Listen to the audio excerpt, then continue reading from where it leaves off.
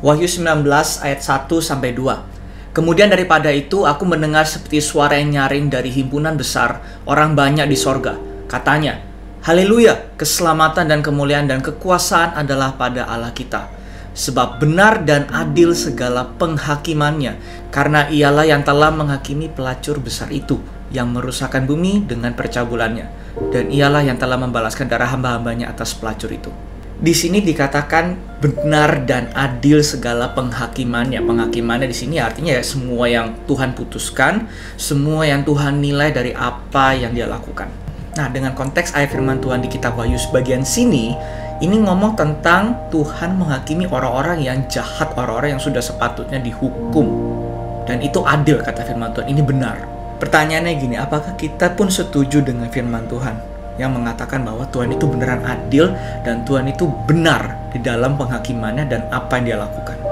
Karena faktanya banyak orang yang berkata, iya, aku setuju dengan firman. Tetapi dalam kehidupan itu mendinai atau menolak fakta ini. Kok bisa? Paling simpelnya gini, ketika orang-orang yang kita cintai, kita kenal, kita sayangi, meninggal, tiba-tiba apalagi, kita bertanya sama Tuhan, kita ngomel, kita menggerutu sama Tuhan, bilang, kenapa Tuhan?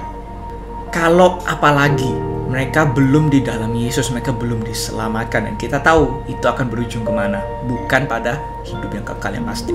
Kita nggak bisa terima fakta bahwa suatu hari kita nggak akan bisa bertemu dengan mereka lagi.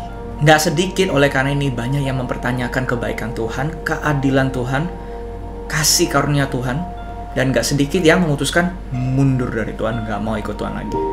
Responku sederhana, it's okay, nggak apa-apa. Kita ini meragukan kalau Tuhan itu adil, Tuhan itu benar dalam segala penghakimannya. Tetapi jangan punya pikiran seperti itu bersamaan dengan kita mengakunya kita ini percaya pada Tuhan. Nggak bisa. Percuma kita hanya lip service, kita bilang aku percaya sama Tuhan dalam kebaikan dan keadilannya, tetapi dalam kehidupan kita tuh meragukan Tuhan dengan nyata-nyatanya. Jangan sampai kita kayak gitu. Either kita percaya atau kita nggak percaya sama sekali. Dan lagi pula, jika teman-teman ada yang merasa kalau teman-teman itu mengasihi keluarga, sanak saudara, teman, kenalan yang sudah dipanggil Tuhan duluan, tapi mereka ternyata belum mengenal Yesus, mereka belum bertobat dari dosa-dosa mereka dan menaruh hidup percaya penuh pada Yesus. Kalian bertanya, kenapa Tuhan? Seakan-akan kayak kita ini merasa kita ini mengasihi mereka lebih dari Tuhan. Kalian tahu ada yang salah dengan itu? Sebelum teman-teman berpikir seperti itu suatu hari, ataupun sudah, coba tanyakan ini pada diri teman-teman. Siapa yang menciptakan mereka pada awalnya? Tuhan kan? Siapa yang terus mengirimkan pesan dan terus mencoba mengetuk hatinya mereka agar mereka mau bertobat dan datang kepada Tuhan? Tentunya Tuhan. Dan juga paling penting, siapa yang sudah rela mati dan bangkit untuk mereka? Ya Tuhan Yesus sendiri. It's not you and me. Jadi jangan sampai karena emosi sesaat, kebingungan kita sesaat, kita ini mengucapkan kata-kata yang meragukan karakternya Tuhan. Karena setiap perkataan kita itu akan Tuhan perhitungkan suatu hari. So please be very careful dengan apa yang kita ucapkan.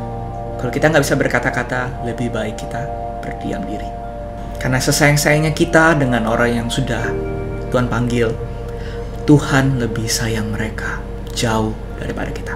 Jadi jangan pernah ragukan kasih Tuhan, kebaikan, keadilan Tuhan dalam hidup setiap kita.